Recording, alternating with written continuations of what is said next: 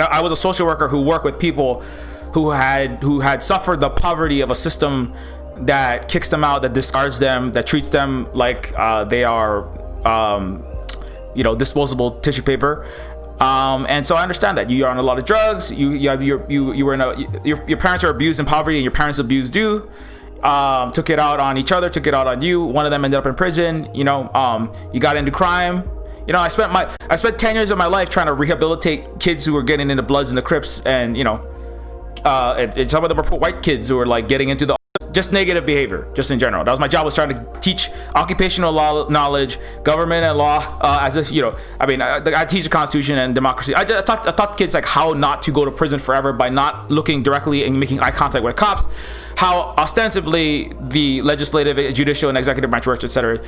How to advocate for yourself when you get arrested for doing nothing, and you go to circuit or district court, and the judge is gonna robo sentence you for 40 seconds or less for years of your life, where you're gonna go to a for-profit penitentiary. But occupational knowledge, consumer economics, how to shop. I taught occupational knowledge, government law, health, like how to just make healthy choices, how to try not to just eat red dye 40 filled Mountain Dew Code Red and disgusting high fructose corn syrup with a little bit of fruit punch artificial flavoring added in, and hot Cheetos. That was the regular diet for many of the kids that I had. They often didn't have teeth, but that's all they had. They didn't have a car, and they lived in a food desert. All you got is 7-Eleven. All you got is the grocery store and the liquor store. So anyway, we taught kids, I tried to teach kids about how to shop and how to eat healthy, eat from the food groups, etc. Right? There's no Whole Foods except for 10 miles from here, from where I'm from. You gotta go all the way across the other side of the island to the gated community area to get there. And even if you can get there, you probably can't afford it. So, but anyway, we taught those things. So, as a social worker and a STEM teacher, people are talking about we need less cops, more social workers, right? Less cops, more mental health support services, more social work, more community services, community advocates, more just helping people get along with their life. And that's great. I mean, I did that work for 10 years.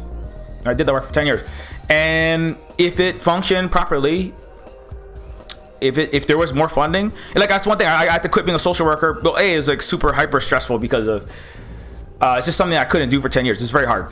It's just very hard for a lot of the reasons that I talk about on these streams a lot, and having to it's just very intense. And the second-hand stress is first-hand and second-hand stress is very high when you're dealing with kids who are literally getting into fucking fights, gang wars in your classroom, trying to teach the process of bills and the 2/3 veto process on Capitol Hill. I'm trying to teach the bill on Capitol Hill, and kids are starting the goddamn blood crip gang war in my fucking classroom. Some people can teach that for 40 years. The character that Keenan Key plays in the Key and Peele skit, the inner city teacher who comes to the bougie ass white neighborhood and is like, D nice, can I get, is there a D nice? And I don't know if you've seen that skit. There's some teachers who can do that. I know there are other women that I taught with who had been doing that for 20-30 years.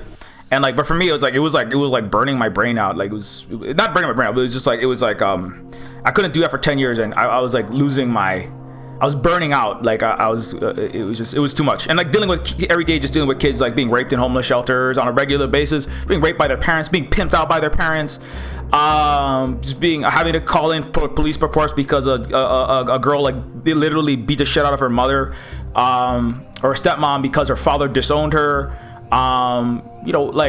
Watching just all this horrible stuff, and being paid $13,000 a year to do it. That's how much they pay social workers: $13,000 a year, $20,000 a year, garbage wages. So it was unlivable.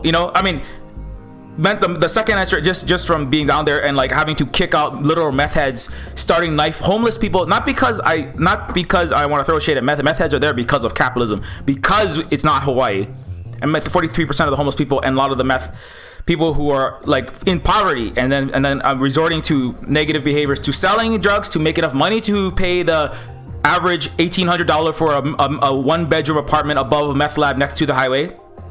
So selling drugs to pay for that apartment, and then also doing the drugs and trying to get people off of drugs and get their parents off of drugs, which is try telling somebody who's been doing meth for 5 years to stop doing meth. Let me tell you, it's not as easy as you think. When they say we're oh, hey, let's just we'll just have social work replace the cops. It's not easy work. Trying to change human behavior It is not easy work to trade. Try to. My job was to stop kids. I remember I had a literal. I was like half Japanese, half Filipino. Professional Grand Theft Auto. That was his job. He fucking stole Audis, not like in the middle of. Not like the king who went into in Oakland and just drove a brand new Mercedes out of the shop, in part of the action. I mean, that's one thing. But this dude was literally stealing on a regular basis cars, boosting cars, ripping the carburetor, ripping the body, taking off the gold plating, selling it for as much as he could. That was his job.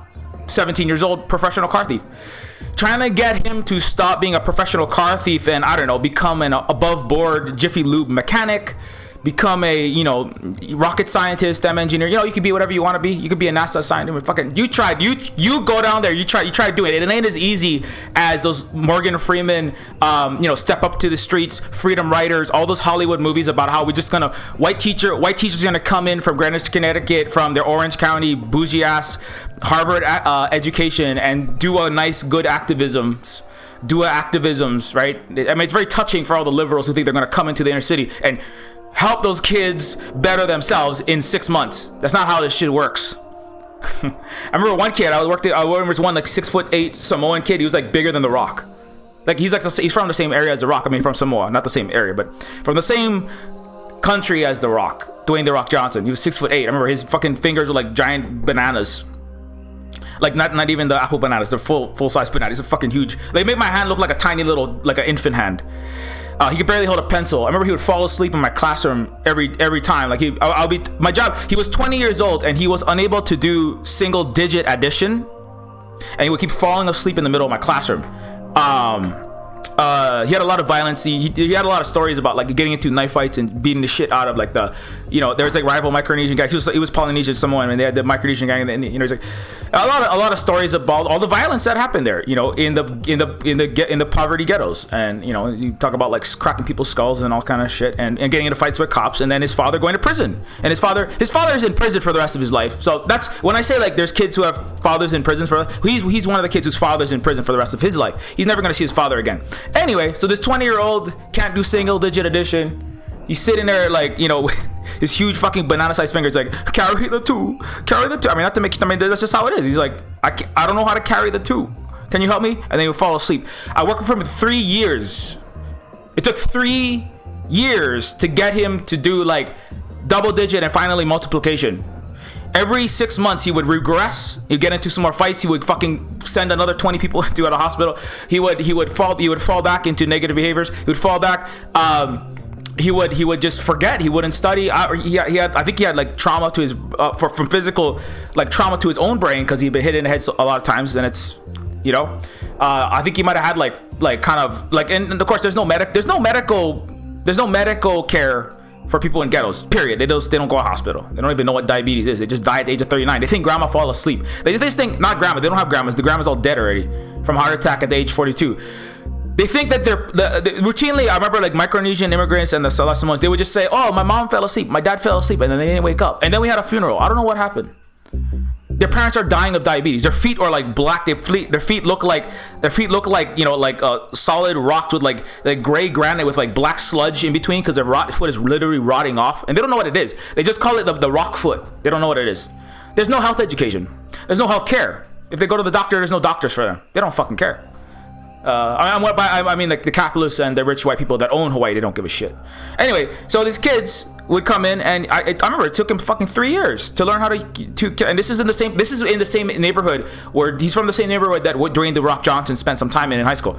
I literally worked down the street from the one. I used to buy Rockstar Silver Ice and Rockstar punched like 0 calorie, way too much caffeine, drink 750 milligrams of caffeine. For that same one I used to get the Rockstar, it's the same one that Dwayne The Rock Johnson, it's Palama, you can go look this up. Kapalama Community Center is where The Rock's relatives used to do like the indie wrestling down there. His dad was a wrestler from black wrestler from Nova Scotia. Anyway, The Rock would steal Snickers and Twinkies from that same convenience store that I used to go down, and I had to walk there because my car broke. It was leaking oil, and my landlord said, "This car is too disgusting. You can't let your car leak oil all over my beautiful concrete." Above the meth lab next to the highway. you need to, and so we had to get rid of the car. I couldn't afford to fix it, so I walked to work. I walked 3 miles to work every day, and I would walk past the same store. As a social worker, as a full-time social worker and a STEM teacher, I would walk to work every day. Sometimes I would bike, when later on when I could afford a bike. And this is when I was eating just basically, it was basically just Planters peanuts or the store brand generic, best value peanuts, or peanut butter, because that's all we could afford to eat. Meth heads were coming into our house on a regular basis. You hear people screaming, beating each other, and strangling huge dudes strangling their little girlfriends next door. So on a regular basis. So that's just normal life. That's just normal life. You die early. You listen to abuse and suffering and death, and you don't have any healthcare. That's just normal living in the ghetto. That's what Neofeud is about. I left a lot of the worst stuff out of Neofeud. I only give you a small taste of getting shot in the face with a fucking SWAT cop. That's just a small little taste. The real fun part is listening to children being beaten and listening to them. That's the real fun part, is the suffering, ongoing daily suffering of children. So if you really want a real taste of so if you want to be a social worker, and you say you want social work without, and what the solution is, we're going to throw a bunch of social workers, and I'm not saying we don't. Social workers, mental health disorders, but you better fucking pay them a fucking goddamn livable salary so they don't burn out and quit in 2 weeks. When I was teaching the STEM class for underserved youth, at-risk youth, the 30% homeless kids, all the inner city, Honduran immigrants, Filipino parents who were literally pimping their fucking children out, human trafficked children. I had, human. You fucking name it. You fucking name it. Epstein, rapies, you name it.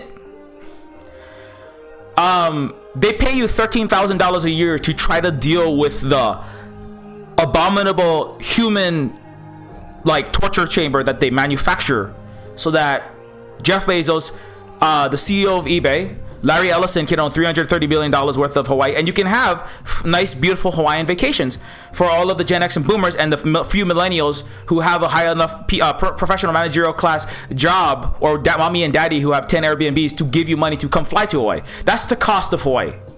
That's the cost of Hawaii. That's the cost of Los Angeles. That's the cost of Hollywood. That's the cost of New York City. That's the cost of the nice 6-figure salaries in New York City. Is these destroyed, abused children. The worst one is not the adults getting beat up, and that's horrible, and black kids getting shot. These are all horrible things. The worst one is when you have little children and they're just stolen and used for the sexual pleasure of RIMPAC, aircraft carrier, generals and award attendees of huge and APEC conferences. They always steal the children right around this time. Lots of children are going missing right now because they're getting ready for a big event. It's the little children that will be they'll all have an Epstein experience, and then their life will end, or even worse, their life will continue, and they'll come back home to be abused and forgotten and neglected until they go to prison for the rest of their life. Probably you get up and you grew up and you're 16, you've been abused by your parents, you've been abused by the system, you've been abused by cops, you've been beaten in the face for being too poor in front of the Sheraton Hotel while they're having Harrison Ford come there. And when you get beaten in the face with a nightclub for being too brown and poor from the ages of 10 to 17, you start to how do you trust that system anymore? How do you trust that system anymore? You don't have an education because they intentionally hire the worst teachers. They pay the teachers enough to want to literally just up and quit and fly back to wherever they came from, and there are 1,000 teachers short in Hawaii. Not just Hawaii, lots of places.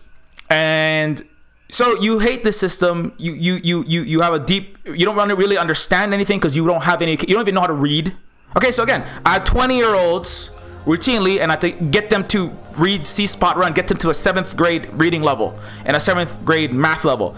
And there were more of these kids. That half of the kids who went in an area will drop out before getting to high school. Half. And if you graduate from the high school, your education was garbage anyway. So it wouldn't really matter that much because of how horrible a lot of these schools are. Not because the teachers are bad, not because the students are bad, but because capitalism wants a slave plantation, and it has created one. It creates them. It creates LA. It creates Baltimore. Greenwich, Connecticut creates Harlem. It creates the Bronx. It creates the poor parts of New York. It creates New Jersey. Orange County creates Oakland. San Francisco creates Oakland, right? It creates Grape Street. Hollywood and the billionaires create Grave Street. It creates the prison industrial complex to put out Kim Kardashian and Taylor Swift's $40 million mansion, hedge maze in Malibu, fires for free, or a dollar an hour. Hey, better than $0, right? At least if you're firefighting while you're in a fucking ball and chains for $1 an hour, it's better than nothing, right? I mean, you're risking your life. You could burn to death, and when you get out of prison, you're not going to be able to get a $30 an hour fireman job because they replaced all the firemen with prisoners. But hey, it's better than nothing, right? Right? No. So I mean, that's what Neofeud's about. But anyway.